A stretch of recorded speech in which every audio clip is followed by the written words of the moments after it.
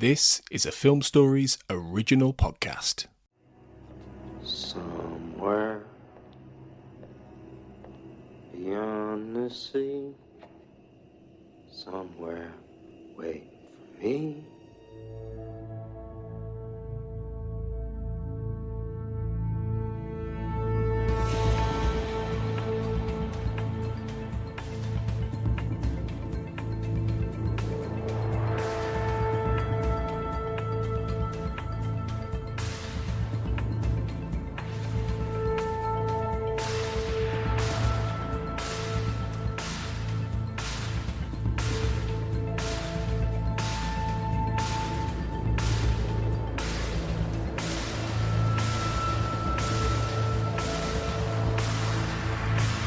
Welcome back, everybody, to the X-Cast. The truth is in here.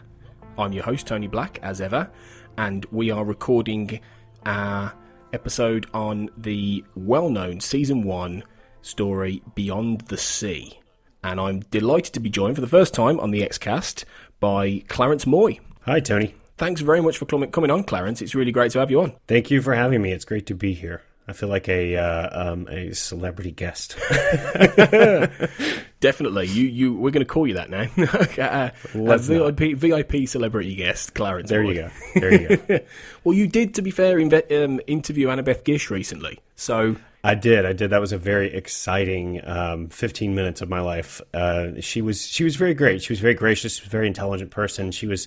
I wish I had spoken with her after seeing the episode, because I probably would have grilled her on sort of why her character did what she did. Because I was not happy. I was not satisfied with that sort of twist between Season 9 and between My Struggle Part 2. Yeah, it didn't sit well with a lot of people, I don't think, did it, really? No, I feel like, she was in Season 9. I mean, she's changed so much. I mean, she let me know in the interview that the character had changed quite a bit, but not dramatically sort of re-engineering the way that Monica sort of reacted to the world. I mean, she's just, something happened to her where she lost all hope, I think, and just became like the woman holding the smoking man's cigarette, which was not what I would have imagined for Monica after Season 9. I think there's a tie-in novel waiting to happen here for Monica Reyes somehow. Somebody needs to write that story, I think, somewhere along the line. What did you think, just before we get into everything else, what did you think about the new season in general? I always ask people that when they first come on. Well, I loved the third episode, the Mulder and Scully meet the weremonster. And as you'll see, many of my favorite episodes are the more humorous takes. I think, you and I have talked about on Twitter before, I'm not the biggest sort of mythology fan when they tend to just focus on, as I've clarified, when they tend to just focus on conspiracies and less bring it into the sort of the human-centered aspects of the mythology. But after that, it just seemed to really drop off in quality. And I was really ultimately disappointed, because I thought after 14 years, this is sort of what you bring us. I mean, these episodes that I don't think would have really held water on the first run, personally. I think there's going to be when people have a little bit of distance and it's not just, oh, Mulder and Scully are back, wow. Right. I think there's going to be some revisionist, some honesty, some brutal honesty going on that's saying, well, this really isn't up to par, particularly on the whole. Yeah. So, yeah, it's going to be a few difficult realizations, really. But, it's. I said to Tanya Hernandez, who did the Season 10 coverage, I said I'd rather have mediocre X-Files than no X-Files at all. Well, sure. I do get, I agree with that. And, going into the Season 10 or limited series, whatever you want to call it, I kind of knew that they were going to focus quite a bit on William, especially having rewatched with the 201 Days of the X-Files. But then to drag it out through all 6 episodes and then at the very last minute say, we need William, and then cut to black, effectively, after the UFO hovers over Scully. I was incensed, because you don't know when they're coming back. You don't know if Gillian Anderson is going to be able to rearrange her schedule, because she's obviously the busier one. It's frustrating. It's very frustrating. Yeah, no, it is. I know it is. We're recording this a little bit ahead of release, so you never know. By the time this does come out, there might be an announcement that season 11 has is on the cards. But one can only hope. exactly, as it stands, we don't know. So yeah, I think that's a fair critique, really, of that. So.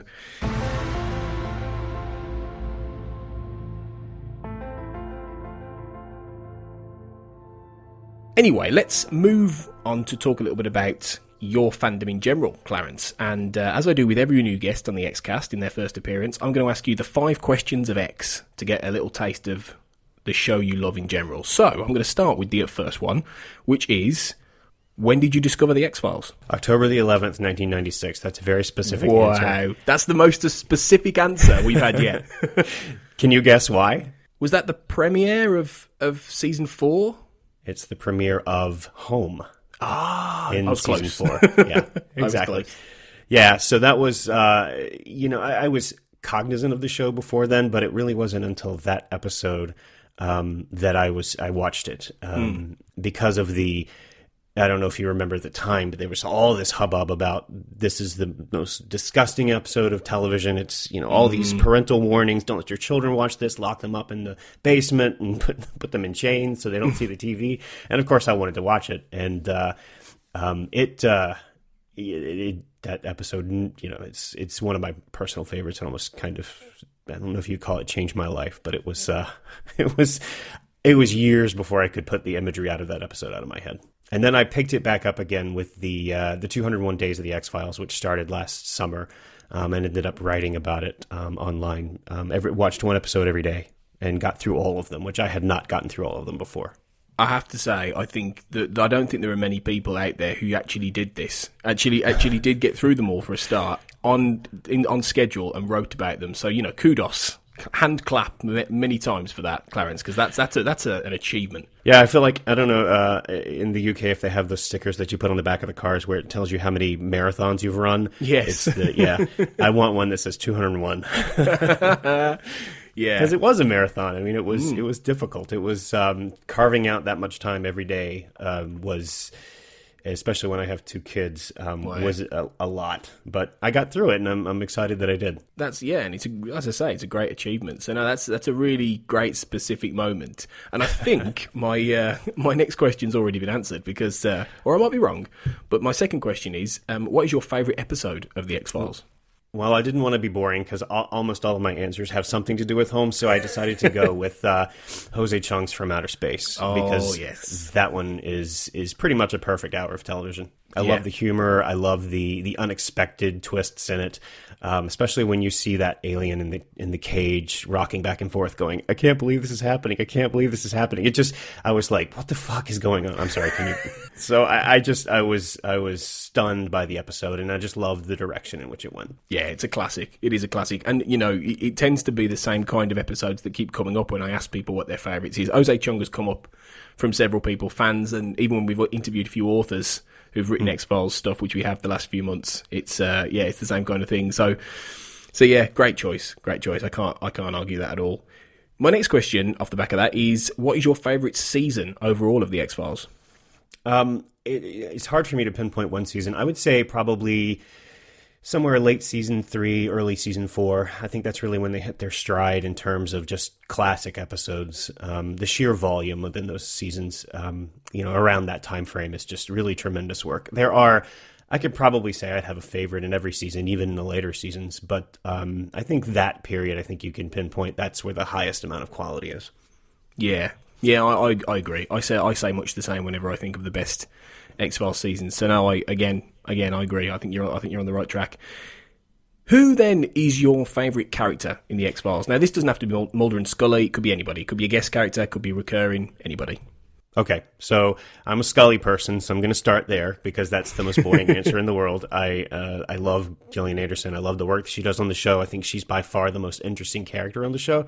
But if I wanted to pick something a little bit more unique, so in terms of a supporting character, I really love the genie from the episode and I'm going to mispronounce this, Je Souhaite. Je Souhaite, yes. No, I think you got that right there, yeah. Yeah. When I watched the episode for the first time, I said, wow, Janine Garofalo should have played this. And then I read up on it, and they did try to get her to play the character, and she wasn't able to do so, so they found the next best thing, which is an actress that looked and acted a lot like her. And it's a fun episode, and I loved her world weariness and how she interacts with Mulder. So I love the episode, and her character really just sticks out to me for some reason. I really like that answer. I really like Je Souhaite. I think it's a great episode. I think it's not far off the best kind of comedies the show ever did. Really, the lighter episodes. I really, really enjoy it whenever I watch it. And she was great. She really was really good. Jin, I think her name wasn't it, in the episode, which obviously is a play on the Jinn itself, the mythological creatures. I know it's a great. I didn't know that about Janine Garofalo. I'm saving that fact for when we get to Je Souhaite, a long way down the road. So thanks for that. My final question then is simply, do you have a favourite moment or a favourite scene or something from the X-Files that sums up why you love it? I'm going back home on this one. And, for two scenes in this episode, I really couldn't. If you put a gun to my head, I don't think I could pick the better one of the two, or my favorite of the two.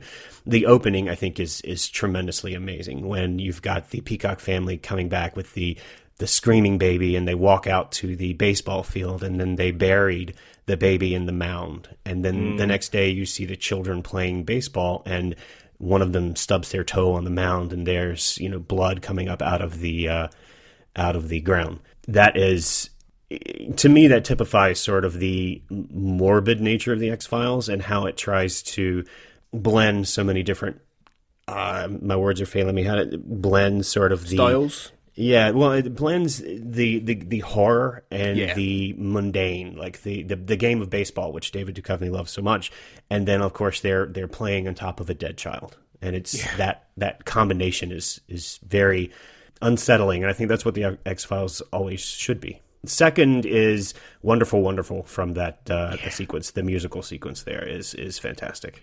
Yeah, I couldn't resist using that music in the episode when we recorded home, which we have done. Yeah, it's deeply unsettling, isn't it? It really is. It really is, and it's they tried to reproduce that in Home Again in the season 10, the limited series, with a different song, I think Downtown, but to lesser effect because it didn't really make much sense in the context of the show. No, it was reasonably effective, but we didn't nearly pack the same punch as Johnny Mathis. Absolutely not. No, I think some great answers, and you know what? You didn't just answer Home for each one. You did well there. I could have done that though. You did well. You did well.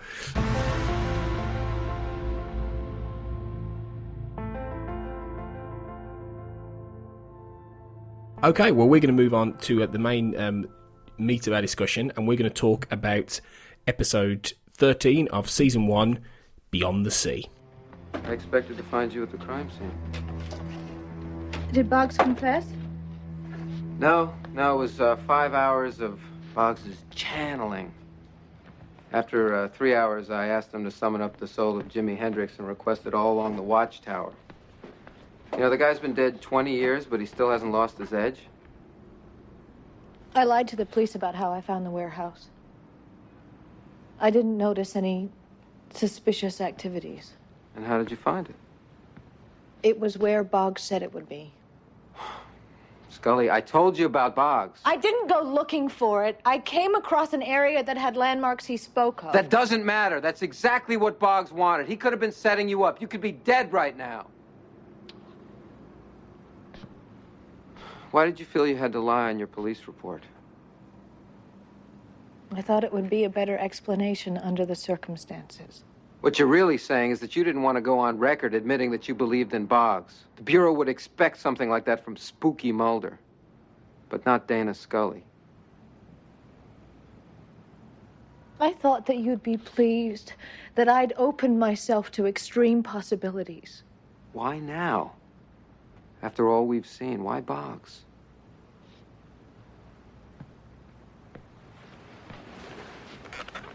Does this have to do with your father? You said that he didn't approve of you becoming an FBI agent. Now, if being on the job now makes you feel guilty or uncomfortable or uneasy, I think you should back away. Because if it's clouding your judgment, you're putting yourself in danger. I love this job. You love your father.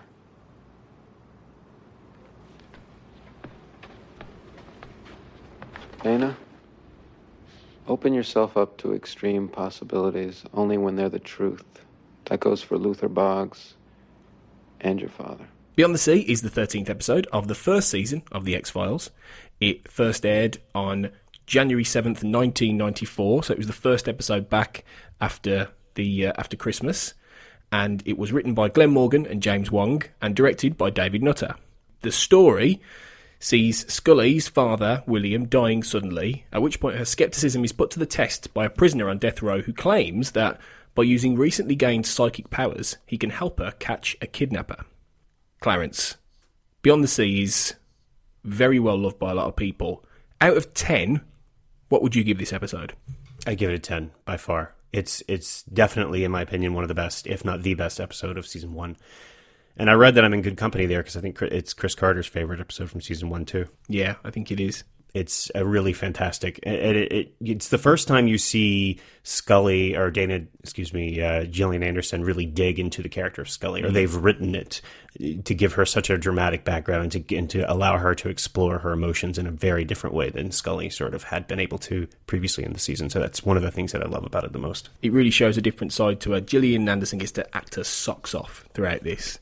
Oh, sure. And she's fantastic, really. She really brings it home. I think I like the season finale just a bit more, but I think I'd give this probably, if not a 9.5, then a 10 as well. I'm drawn to give it a 10 because I think it's just an incredibly good piece of drama, irrespective of being an X-File or not. Really, it just hits all the right beats, and it's just extremely well written, I think, overall. It is. Let me ask you a question, though. Many people have said X-Files, especially in its first season, echoes quite a bit the Silence of the Lambs. Do you think they're aping it too much for in Beyond the Sea? They're aping Silence of the Lambs too much? I think it's probably the most direct, take on Silence of the Lambs in some respects. But then at the same time, I think, I don't. Whenever I look at Luther Lee Boggs, I don't immediately think of Hannibal Lecter. I don't see a similar relationship between them in that sense. So I think, in terms of perhaps tone, to an extent, yes, but I think it still manages to be its own thing. I would agree. I mean, I don't think Luther Lee Boggs has the intellectual capacity of Hannibal Lecter. No, but it's more the quid pro quo thing that most, I think, echoes Silence of the Lambs. And then, of course, I'm sure we're going to get into this, but Scully's father asphyxiation. Yeah, well, yeah. Yeah, it has that extra element, like Thomas Harris's books, doesn't it? But you've got a certain connection, haven't you, though, to this episode in an interesting way, haven't you? I do. It takes place in Raleigh, North Carolina, which is where I live. There you go. So is it, obviously, they filmed it in Vancouver, but yeah. Did they manage to recreate Raleigh? No. In the same? No, they didn't. No, not at all. It doesn't look anything like that. But that's okay. It's kind of funny having known all the areas, the filming locations, or the alleged locations that take place in the episode, like Morrisville and Duke University and Jordan Lake. It doesn't really look like anything like that because North Carolina is not Canada. Right. Okay. But do they use actual places that are in Raleigh? Like they do. Yeah. They do, except there's a couple of things that are different, like Jackson University doesn't exist. For some reason, I don't know why they didn't use the real newspaper from Raleigh. They used the Carolinian when they could have used the News and Observer, which is our big paper here. So I don't know why they did that. That was odd, especially after going into such great depths to get the prison right and the lake right and all this stuff. I don't know. Anyway. Maybe it's funny. They'd reached research overload by then, maybe, and just call it whatever. Could be. Could be. But yeah, I think we can both agree this is an outstanding episode. So let's get into it then. The teaser is slightly different from traditional X-Files teasers, isn't it? Because it actually takes place just with Scully. So it's not a teaser as in a completely strange event, which then leads the agents to investigate. This is a very personal opening, isn't it? It is. It marks a personal episode for her overall. Yeah, it sets the stall out, doesn't it? I thought that, obviously, because her parents are around, it's just after Christmas, they're having dinner, and I thought the relationship between... This is the only scene where we ever see Scully with both of her parents. Right. So in the entire series of the show, together as a group. So I really like their relationship with Scully's relationship with her dad, especially. He was very much like an classic old gentleman, and it's a very sweet sort of relationship. It is, and then they set up her relationship with her mother Margaret, and she will carry that through the entire series. And they both love her, but Margaret is obviously much more open to emotion and affection with Scully. And obviously her father is military, so he loves her, but he's a bit standoff-ish and critical of her career choice, which I think will also plague her for the rest of the season for a good while anyway in the series. Definitely. So obviously they leave, and then early in the morning, Scully's woken up by the television and being on, and it's got that just eerie moment where we see William sitting in a chair, mouthing silently, and I always think it's a really creepy moment. But I always think when people talk about when they maybe see someone they've lost, they see a ghost of a relative or their parents or something. I always think, well, aren't you scared? And I don't think you would be. I think, if she saw William there, and even though there's something obviously demonstrably not wrong with that moment, she doesn't react and go, what's going on? She's just, oh, Dad. I think that's quite normal. I think so too, but she's pretty groggy though, since she had just woken up from a nap. So she's disoriented, she's confused, she thought they left, and maybe thinks she dreamed that perhaps, and then he is sitting there mouthing something, and you can't hear what he says. Do you know if anybody's ever tried to figure out what he says? No, I don't actually. I'm not sure. It'd be interesting if someone had. I don't know, but I think the absence of sound is the scariest part of this, because it just makes the moment even more terrifying. Really, quietly terrifying. It would be interesting to find out what he said though. So yeah, we then get the call from Margaret, telling her that her dad's gone. And I think it's a great way to end it, not just because of the look that Scully has when she looks at the sofa and she looks at the chair where her dad was and thinks, oh my God, but also just how well Sheila Larkin plays that down the phone, because she's so shocked and it takes her a while to get her words out. Right. And I thought that was brilliantly done. I agree. And Scully just not knowing what to do at that point, just completely almost goes numb. Yeah, and it's numbness not because she's seen something that could be paranormal. It's obviously numbness that she's lost her father. So it's one of those things that she doesn't really have time to think, what the hell was that? It's more that my dad's dead, So it's just a really powerful way to open the episode, I think. I agree. But then after the credits, we then get what would have in any other normal episode probably have been part of the teaser, which is the attack of the kids in Raleigh. And I thought this moment where they get these two kids are making out and stuff, and then they get approached by a car lights, straight away in my head, Zodiac. Oh, I totally agree. I mean, I'm so glad that you picked up on that, because Zodiac's one of my very favorite movies, and the imagery there it so clearly echoes the very first prominent killing of the Zodiac killer in the 60s, where he pulls up behind them and he uses the flashlight and blinds them, and then they get out and he attacks them. Although he doesn't shoot them and kill them in the car. Which would be the big difference, right? Yeah, definitely. Yeah, but I think that it's interesting. They don't. The X-Files doesn't do the Zodiac effectively, but Millennium does later on in its second season. It effectively does a Zodiac story in many respects. So in an episode called The Mikado, which is a great episode, but yeah, it's a really good way to establish, if not the paranormality, then the threat in the episode. But then obviously we get into the FBI, and you've got Mulder explaining the criminal profile of Boggs. And this was a really, really fascinating scene, because this is the first time we've ever seen Mulder skeptical. Right. Also, the first time there's that moment of when he calls her Dana, and it's out of concern, obviously. There's just lots of stuff going on in this scene between them, which speaks to that extra level they're already getting. And it's probably one of the most, throughout this episode, there's some of the most emotional and personal scenes I think they've had up to this point. Yeah, I'm not sure which is more surprising, the fact that Scully's dead father appeared to her, or that that Mulder calls her Dana. I mean, it's a bit like somebody throwing cold water on you. Because it's always Scully and Mulder. It's and it happens when in later episodes when she calls him Fox. You just no, his name is not Fox, it's Mulder. Please don't call him that. Well, he says that, doesn't it? At one point, he says, "I even made my parents call me Mulder." Yeah, because he doesn't like that name. Yeah, but it just shows, doesn't it, that he's worried, and it's almost like Mulder's strange way of approaching sort of relationships, because it doesn't sound right him saying Dana. And it's like he's making himself say Dana because he wants her to understand that he's concerned. And she just looks at him as if to say, okay, I'm fine, Right. you know. And she comes back to work so quickly after her father's passing, which is something that they reproduce when her mother dies. Yeah. She just has to get back to work. That's how she copes with things. That's how she sort of reduces her stress or her anxiety or whatever she gets. She throws herself into her work, which is totally in character for her. Oh, definitely, yeah. And I like that callback, really, and that tether to this. It was one of the better things about Home Again. But I think the idea of Mulder being the skeptic for this, I mean, in many respects, if it hadn't been so well written and constructed, this flip around wouldn't have worked in this episode. It's because it's personalised for Scully, and because right from the outset, she's witnessed something clearly paranormal, something that she can't write off as nothing. Even if it is a vision, she can't write it off as nothing.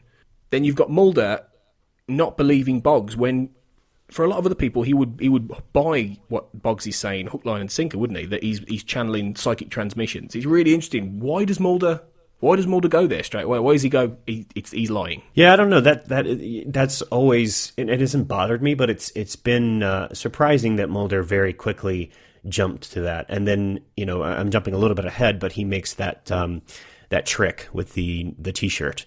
And says this is part of the kidnapped victim's clothes. We found this on the scene. I want you to look at it and find out where they are. And Boggs goes into the trance, and then he says, no, that was my T-shirt. But, conversely, then Scully has that real connection with Boggs where he calls her Starbuck.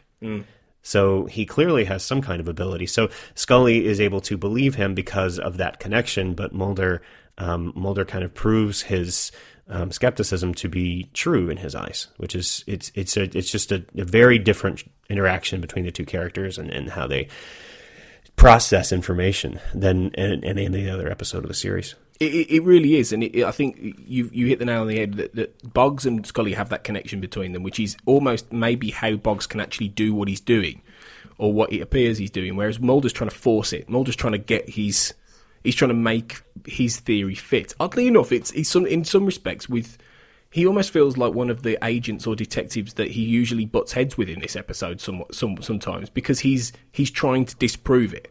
Right. And he's not as bullish or as arrogant or as stupid as those guys, but you do think to yourself, well, this is unlike you, but weirdly enough, and I think this is the testament to the performance and the writing, it doesn't feel like he's out of character. And that's the most impressive thing, because it so easily could have done. Yeah, I think because he'd had that previous experience, he'd already put this guy on death row, and because Boggs had tried to do this before and had actually successfully gotten a stay, that he's a bit more skeptical about it now. Yeah, I think that's the best justification, really, isn't it? But I think I love the moment as well where Scully pulls out the X-File, which says Visionary Encounters with the Dead. And and she looks at it, because to me, that's such a powerful moment, because it's sort of, for the first time, it's Scully looking in the files and going, has this happened to me? Is this real? Whereas before, she would be the one going, oh, come on, the dead. But in this case, she's rattled and she's like, maybe. And I thought that was great. That's something we've not seen before. Yeah, no, they don't often focus on the actual physical X-File. I mean, sometimes when you do see them, there's a purpose. You need to read the title, or there's information on there that they're trying to convey. Otherwise, they just talk about them, or they'll show them like randomly passing them off or reviewing them quickly, but they lingered on the title page for a while, as if she were pausing on that and trying to figure out if that applies to her. Yeah, and I thought that was really well done. Then, of course, we get to the funeral scene, which is where we hear the song "Beyond the Sea" by Bobby Darin, which was the song that Margaret says was playing as William got off the boat in 1962 and proposed. I think it's a beautifully played scene, this, because when Scully asks if he was proud of her, that's a little bit heartbreaking, I think. Oh, incredibly heartbreaking. But one of the things that sort of takes me out of this scene just a little bit is I find it annoying that they used a French version of Beyond the Sea rather than the original Bobby Darin version. Oh, that's true, actually. They do, French. Don't they? Yeah. La Mer, isn't it? You're right. You're actually right. I wonder why they... I don't know. I was going to ask that same question, why they do that. What's the significance behind not going with the original version and using a French version? Because I don't think when he came back, it would have been English, right? I mean, he came... Maybe they couldn't get the rights to use Beyond the Sea. That's true. That's true. Could be, but who knows? It does work, and it's you still recognise the tune. But I suppose I think if it had been actually Bobby Darin, it would have been a bit more haunting. Yeah, definitely. As of now, I think it's just a tad pretentious, but it's probably a rights issue that they couldn't.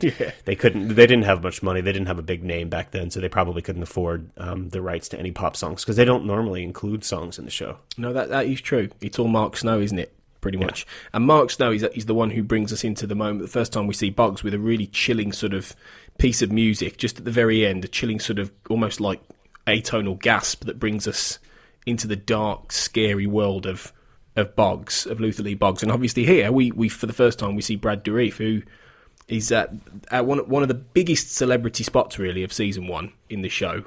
Obviously, Oscar nominee, well known for a ton of films, a ton of classic cult films, all kinds of TV series. You know, name a TV show, Brad Dourif has probably cropped up there at some point in the 80s, 90s and noughties. And he's been in a ton of movies. I don't think I've ever seen anything that Brad Dourif has been in that hasn't been good. Well, he hasn't been good anyway. Yeah, it's kind of surprising. He's one of those actors that just kind of went from significant film performances to more television and then just kind of faded away after a while. I mean, I don't think he's done anything that of note in a long time, but he was such a great actor. Yeah, it's a bit disappointing. Yeah, I don't think I've seen him in anything for a while. What was he Oscar nominated for? One Flew Over the Cuckoo's Nest. Ah, that's it. And that was the 70s, wasn't it? 75. Yeah. I think, somewhere around there. And he was also in a mental institution. Well, he was institutionalized. That's not exactly the same, but it's somewhat similar. Yeah, along the same lines. It's just a really, really unnerving moment. And you know, when we see Boggs, and Brad Dourif plays him so well. You know, he's all heavy breaths and intensity, and you know, coming out with these really kind of grimy prophecies, and I think the way he manages to convey someone who seems to be channeling different people is brilliant, because he switches, doesn't he? Well, when he's talking, there are these it seems like there are different personalities coming out in the way he says things. And he does it so quickly. Yeah. That's one of the things I was mesmerized by, is how he seems to change on a dime, and he will go, and it's not just changing the voice, it's changing his demeanor, his carriage, the way that he conducts himself and interacts with people, in addition to his voice. He does it so fast. I mean, there are scenes, I think, where he switches characters 3 and 4 times, which must have been incredibly difficult. Absolutely. He makes it look a lot easier, doesn't he, than it would have been. And obviously, you know, after we get the moment where Mulder tricks him, as you've mentioned, as they're leaving, as it may seem like, oh yeah, Mulder's proven his point, Boggs is full of it, he then starts humming "Somewhere Beyond the Sea," and Scully turns around, and it's oh my god, it just sends a shiver down your spine, doesn't it? Oh yeah, she backs up against the glass behind her like somebody had pulled a gun, and then he calls her Starbuck. Yeah, it's terrifying. It's terrifying, and obviously it says to us, and obviously to Scully, there may be something to Boggs. Don't write him off completely as a chancer or a crazy guy. There is something going on here. And then obviously Scully does a little bit of detection work herself, you know, and she matches a few things that Boggs has said, and to a condemned warehouse where she finds the charm and signs the kidnapper's been there. So it gives, even though Mulder seems to have debunked him, it gives her validation to keep pushing on with it, which is normally how Mulder would do that. Really, isn't it? It's the other way around. Yeah, although you could easily see he left those clues, and you can see how Mulder would think that, well, he knew you were going to drive home that route, so he knew maybe that you would find this information by, you know. I think what he was using the waterfall. He saw a waterfall and a stone angel. You know, you could see that being something that somebody could place if you had an acquaintance on the outside, if you were working with somebody on the outside. You could see how Mulder would be skeptical there. Yeah, I suppose so. But it's well written, because it doesn't necessarily tip the hand either way, you know, with this. I think then we get I think a great shot, a shot that I think is really haunting and creepy from David Nutter, where we get to the motel room, and it tracks up, and Scully's sitting on a chair facing another chair, and the room just looks condensed. I don't know the best way to describe it. It's just this really sort of weird camera shot. I don't know if you know the one I'm talking about. I'm having a hard time placing it. I'm reaching for my phone because I want to get on Netflix really quickly, dig it up, but I won't do that. I'm sure there's probably a JPEG out there somewhere of this. It's just Scully sitting in the motel room, just facing the camera effectively, but she's facing a chair, and it's just really unnerving. It's a really unnerving moment, and she's kind of recalling what happened before with her father, and then Mulder turns up, and they have a really sort of tense conversation here, which is probably one of the most tense conversations they've ever had, actually, with Mulder getting angry at the fact that she believes Boggs, which to me, I mean, it's great because it really cuts to the heart of their relationship, because you can really understand both sides here. That Mulder's angry that she might be getting drawn in by this guy, and then Scully's turning around and going, "But why can't you accept? This is what you want me to be. You want me to believe." Right. And he's saying, "Well, not necessarily in this guy." But she's not giving him all of the information, though, Yeah. right? I mean, she's not telling him about the connection with the father. Right. And how he repeated Starbuck to her. Or he sang Beyond the Sea. I mean, she's keeping that. Why do you think she does that? Possibly because Mulder would force her to confront the truth, which is that potentially there is a spirit world, or there is something beyond where she can reach her father. And even though it's what she ultimately wants, she's terrified of it. And I think maybe Mulder would be the one who would make her face what she can't quite get to. That's possibly the only reason I can think. Yeah, I think it's taking her a long time to process what's going on. Like, it's just, she's just lost her father, and now all of a sudden someone is speaking to her in her father's refrain, so to speak, and she can't process it, and she wants to hide it at this point because she doesn't understand it. And she's not accustomed to operating with things she doesn't understand. She can explain everything through science.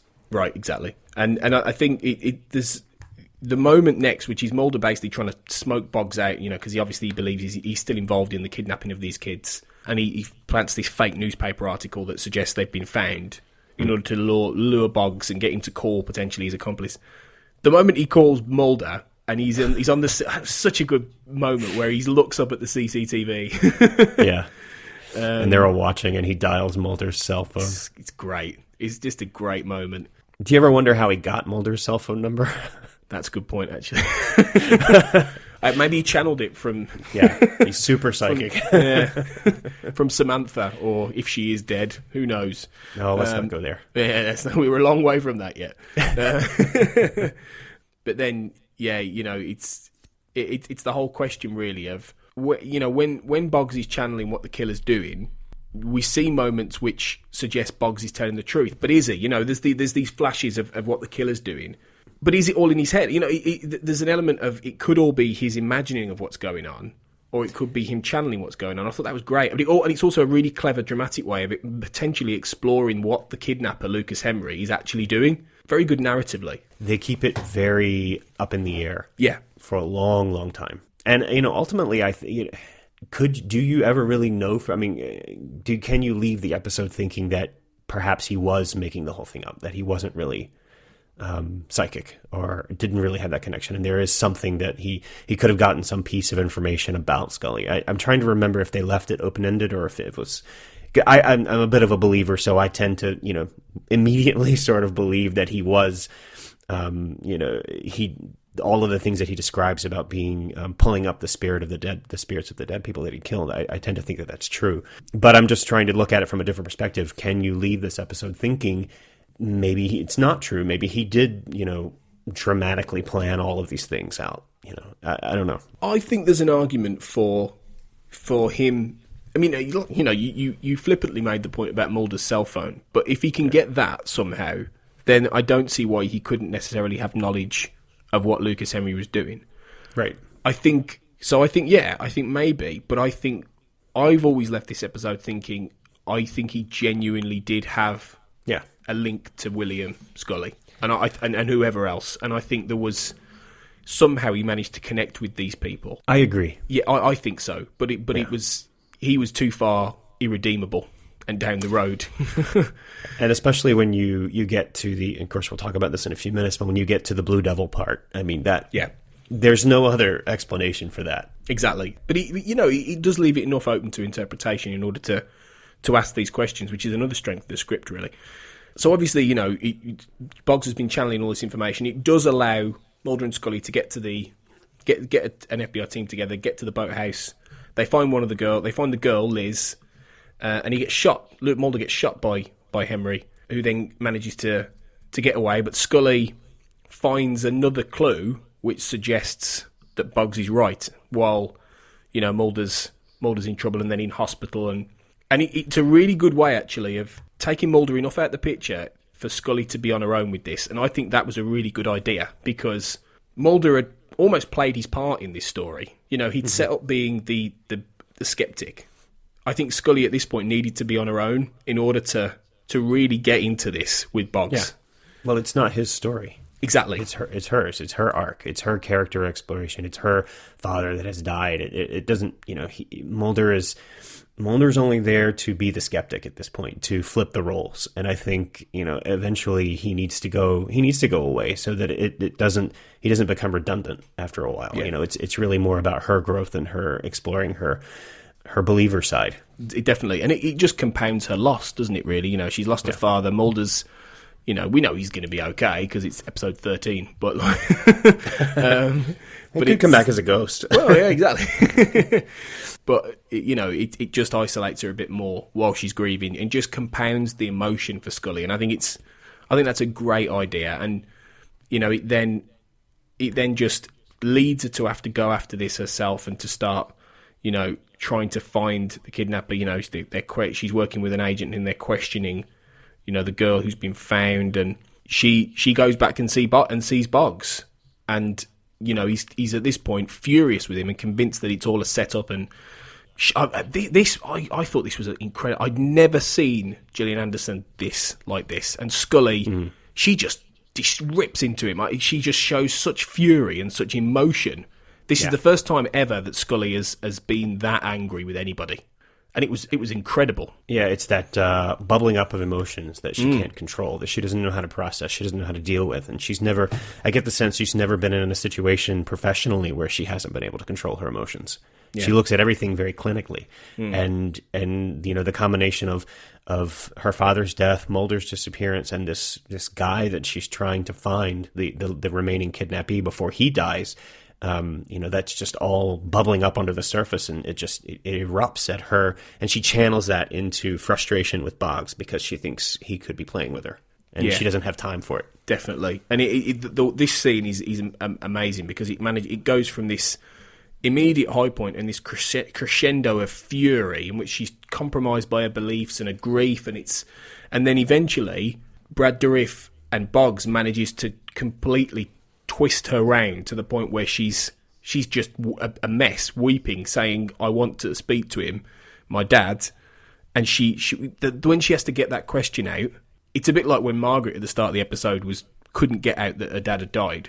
When Scully says, "I just want to talk to him," basically, it's so hard for her to get it out. I'd have given Gillian Anderson an Emmy on the spot for this scene, let alone this episode, because it was incredible, really. Yeah, and it's frustrating. It took another 3 years for that to happen. Yeah, and I would have given Brad Dourif a guest actor nomination for this, for sure. I mean, it's kind of sad that looking back at, and you see these great performances and these high degree of the fantastic content here, that it took the Emmy so long to sort of warm up to the X-Files because it was a sci-fi series or a fantasy series. Now they don't seem to have a problem with that, with, you know, Game of Thrones winning last year, but it took so long for them to warm up to it. It's frustrating.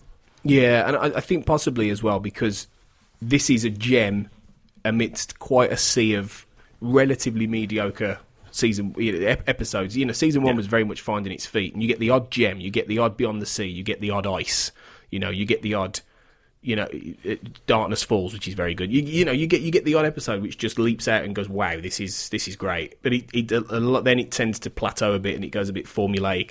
So if a lot more of the season had been this good, you know, I think it might have been recognised a lot sooner. At least we can look back now and go, that was some amazing stuff. Another thing that suggests reminds us this is very 90s. This was a little note I made. When the agent who's working with Scully now, he's talking about Lucas Henry and his crimes. He says, "Oh, he was in jail for sexual assault. Nothing big, really." No, I didn't notice that. Well, yeah, and I immediately went, "Oh, that's a very 90s thing to say." Oh. No, yeah, that wouldn't happen now. Quite rightly as well. But I did think, wow, what kind of a detective are you? What kind of an agent are you? That's nothing big, really? Well, you're right. That is an early 90s thing, because a lot of that kind of thing happens in Silence of the Lambs, where they just kind of push Jodie Foster to the side because she is a woman. They don't, we kind of take for granted how far we've come as a society where women are having more of an equal opportunity than they did even in the 90s. I mean, we like to think that we've been so cultured and have been very progressive in the past 30 or 40 years, but really we haven't. And this is a prime example of where, just 20 years ago, it wasn't like that at all now, the way that it is now.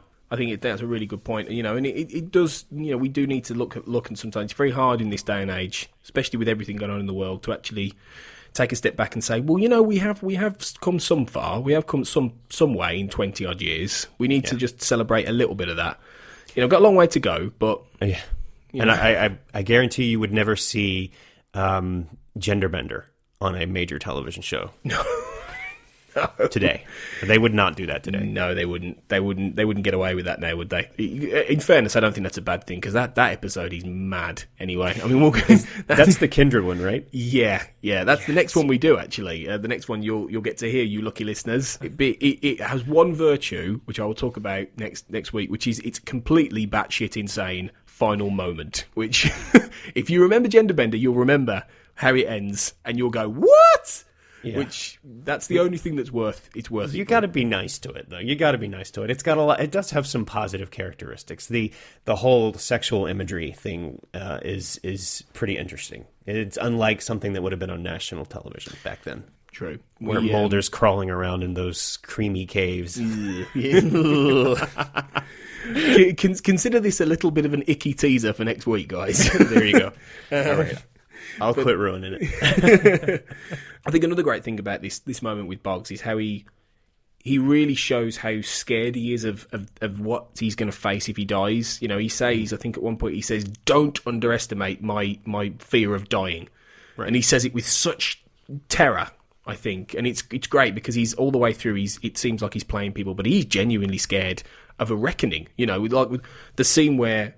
The really creepy scene in black and white where he's travelling down towards being electrocuted and he sees all the people he's killed, all his family members who he's strangled and things like that. And it's great, really, that he knows that he believes he's going to face some kind of reckoning when he dies. Right. Well, when he sat in the chair the first time, he had the early 90s ghosts, the black ghosts that we saw in other things like the movie Ghost, where they just kind of jump into his body. Yeah, it's inundated with spirit after spirit after spirit, and I think that would be a terrifying thing, to have your body no longer be your own. Yeah, totally. It's again another moment that. One of the things I've said before on the Xcast that I like about season 1 and some of the early seasons is that because they didn't have a massive budget and because they didn't always film things in a glossy way, when they try and do effects or when they try and do something that's creepy, it's often really creepy because they didn't have the money to do it particularly flashy. So when you've got scenes like the souls going into Brad Dourif, it's a little bit. It's not cheesy and it's not funny or anything, but it's a little bit. The effects aren't brilliant, but that's what makes it more scary for me. Right, and I think it does that quite a few times in the first couple of seasons. And that was a good example of that. So, yeah, obviously, at the end of that scene, Boggs says that, if I die, then potentially that kidnapped boy will die with me. And it leaves it out there that Scully's got to find a way to, to get this kid before they execute Boggs. Because then the warden says, Boggs is going to the chamber. There's no deal being made. He's going there. And I think that really leaves it a race against time, really, doesn't it? Yeah, it does. But is it this point that she lies to him? Because doesn't she tell him that... you have a deal? Yeah. Oh, she does, doesn't she? Yes, actually, because that's another thing that's very unlike Scully. She's not a liar. I think you can probably count on the number of times on your hands, that she's purposely lied. Aside from protecting Mulder later in the season, or in the series, but no, she lies to him and she tells him, "Yeah, you've got a deal, and it's all good."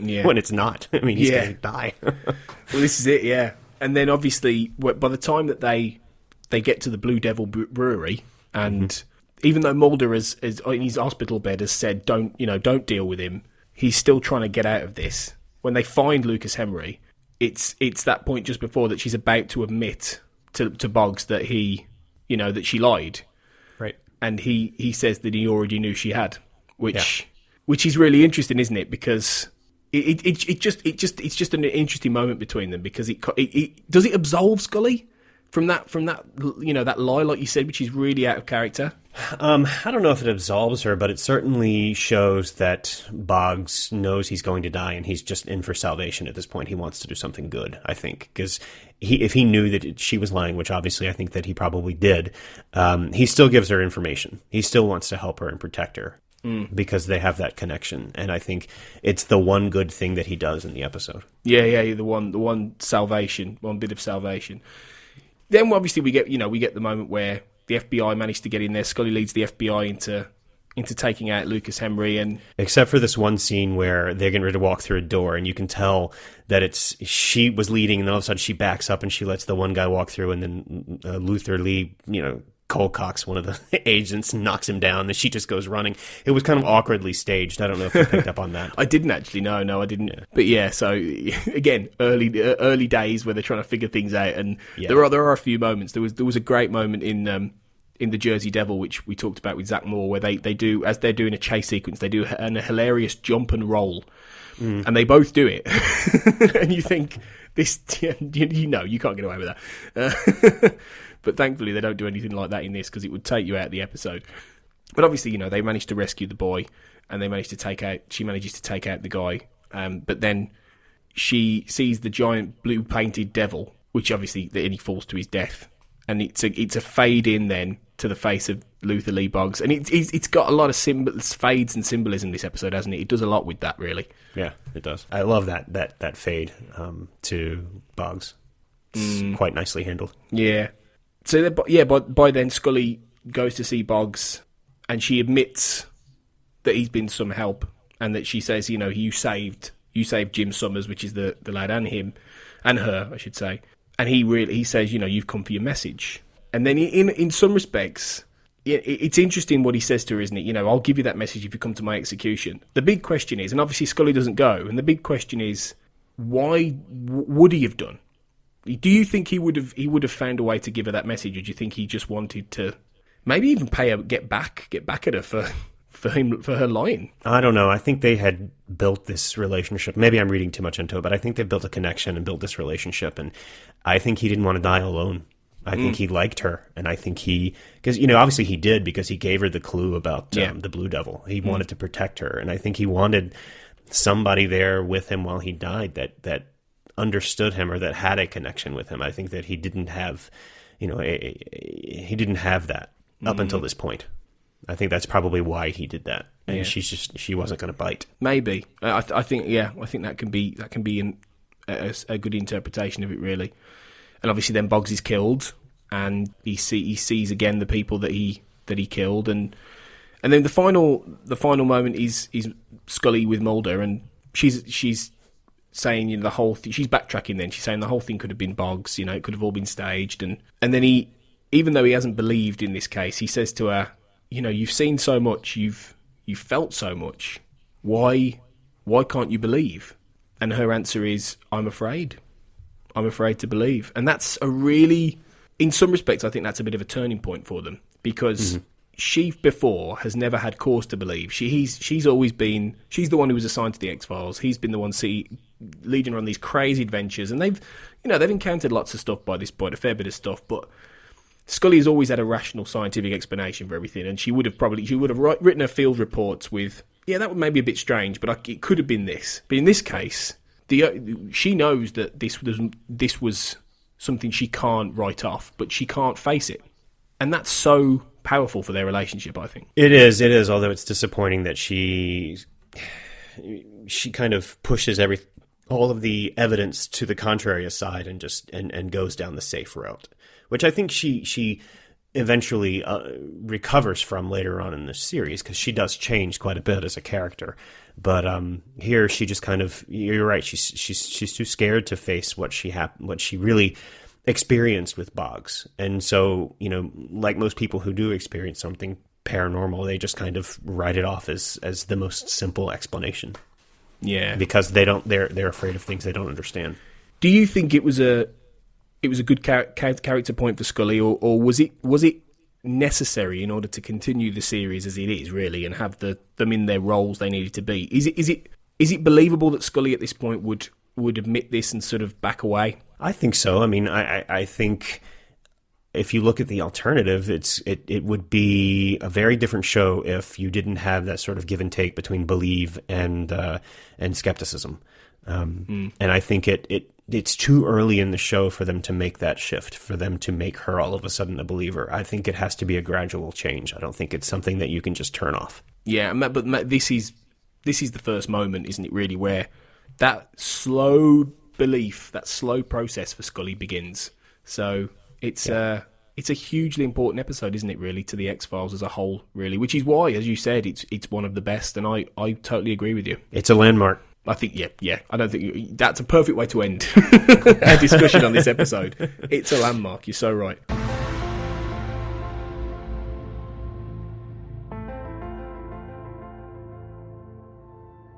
Okay, so before we wrap up, we've got a couple of more things to do. Firstly, we have the segment which I ask, do you believe in? Where I ask my guest whether they believe in the specific paranormality of the episode. So in this case, Clarence, do you believe in talking to the dead? I would like to, sure. Do I? That's tricky. I ultimately, I don't know. This may be a little bit too much, but sometimes I can certainly sympathize with Scully because you don't know. It's hard to believe in things that you can't see or can't personally experience, and I've never talked to the dead, but I would like to believe that is possible. Yeah. Yeah. So I'm not going to give you a definitive answer. What? That's what we need. No, I know it's open ended, isn't it? Really, it's like you have to wonder, really, because there's no right or wrong. There's no possible explanation. It's just, I suppose it all comes down to whether or not you have that kind of belief in it, and you have that kind of you have that person you want to speak to, really, doesn't it?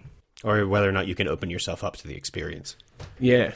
Which I think is critical to the episode, even, because Scully had that moment where she saw her father, and I think that opened her up to the communication with Boggs on that level. Definitely. So maybe that's how it would work. If there are people out there who people claim they can speak to the dead. You have mediums and these people, some of whom are quite obviously frauds, but then some people who perhaps have done this, and you think, well, maybe you've opened a channel somehow through emotion, through some experience that means you can reach.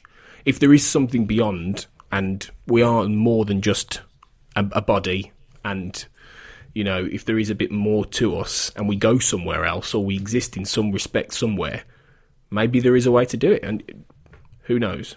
Really. Well, if it makes you feel better, I do believe that there are all kinds of things possible that we can't experience on a normal basis. And I do believe in aliens, so there. Good. Well, that'll be good. If you ever come on for a mythology episode, that we'll speak about that in more depth. Okay. Well, yeah. Let's hope maybe there is something more. But in this case, poor Scully, because she never got to have that conversation. Although she kind of maybe did in one breath, but we're a bit far away from that yet. So finally, then the part you've been looking forward to the most, which is dreaded quiz. The dreaded X quiz, in which I'm going to ask you 5 questions on Beyond the Sea and see how you do. So, Clarence, are you ready for the X quiz? I've got my notes ready, yes. We'll see. Okay. Question 1. What song did Mulder request Boggs summing up from Jimi Hendrix?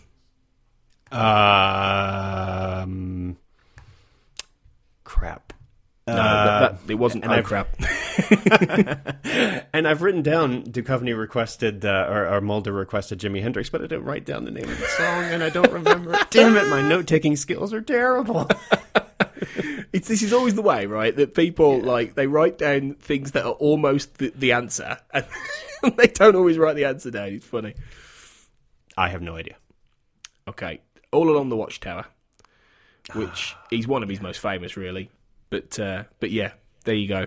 You were close, though. You were close. You said you had a note of Jimi Hendrix, so that's, half a point there. Oh, my God. No pity points, please. No pity points. How many members of his family did Boggs kill over Thanksgiving dinner? 4. It was 5. 5.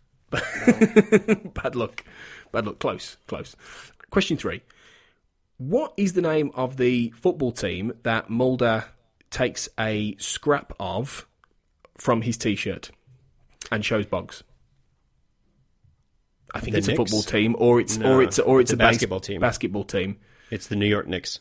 It is the New York Knicks. Well done, and shows my lack of knowledge of American sports. I got the wrong sport.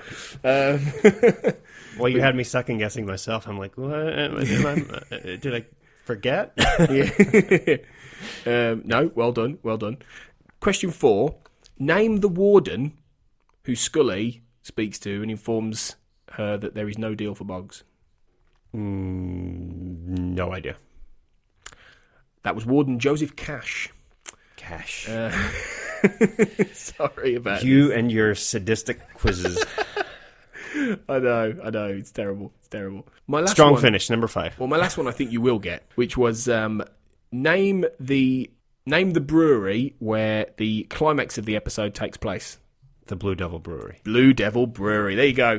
When I saw that, I was like, oh, good, he'll get one of them. Well, thanks. Because not that your knowledge isn't good, my questions are fiendish, and I need to find a way to do that. I might just start asking people, was Mulder in the episode? No. I think I went a little level lower than you. I went a little harder, I think, on my prep work, because I wrote down things like what's written on Boggs' knuckles. Oh. Which was Kiss Kill. And I even paused the screen to look at the tattoos on his neck to see what the numbers on the dice were, because I thought you were going to get really explicit, and then I missed the obvious things. But you see, I've got people to a point now when they come on the Xcast that they look so hard that that now That's my exactly questions are starting to get easier, and everyone's just going to be going, they won't know. But well done for your prep, though. That was excellent. Maybe you should be writing the questions and not me, to be fair. I think maybe. Well done anyway. You got 2 out of 5. That's not too bad.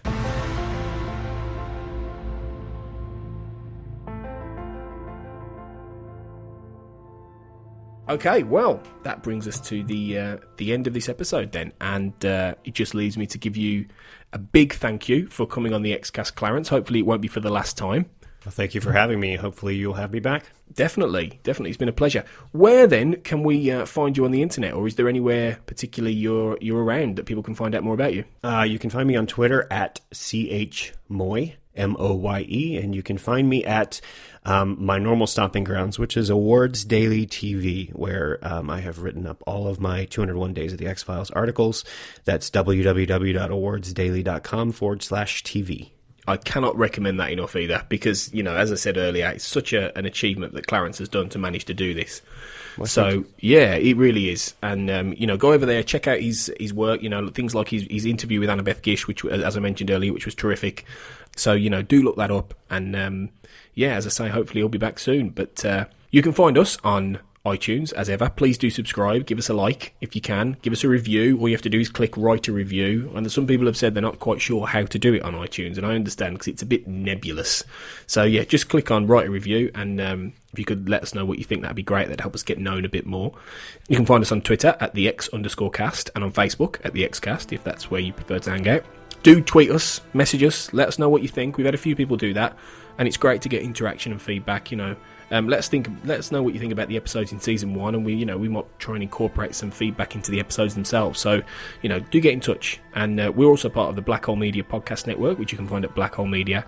And on there, if you're a fan of film and TV, there's a brace of other podcasts that you might enjoy listening to. So, we'll be back going down the X-Files rabbit hole very soon again. So, one final thank you, Clarence. Thank you very much, Tony. It's been an absolute pleasure, thank you. And until next time, guys, remember, trust no one.